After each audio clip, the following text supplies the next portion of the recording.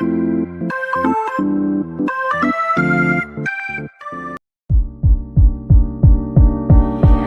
Izzat. Salam. Okey, Izzat pernah buat rawatan kat sini kan? Ya, pernah. Kita nak tanya, rawatan apa yang Izzat buat kat sini?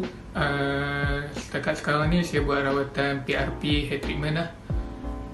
Berapa lama dah Izzat buat rawatan kat sini? 5 kali treatment, jadi maksudnya 5 bulan.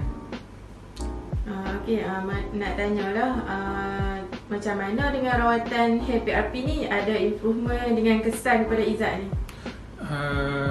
Apa pendapat saya, dia ada sedikit improvement, walaupun sedikit saya rasa itu semua tu berbaloi lah. Okey, last soalan nak tanya, macam mana servis dekat sini, iaitu contohnya daripada layanan doktor, penerangan daripada doktor dan layanan staf lah. Layanan staf dan doktor dekat sini, bagi skala 1 ke 5 bintang tu saya bagi 5. Semua puas hati, servis semua laju. Apa-apa soalan yang saya tak pasti, apa-apa treatment yang sebelum saya jalan tu, diberi penerangan dahulu sebelum saya buat benda.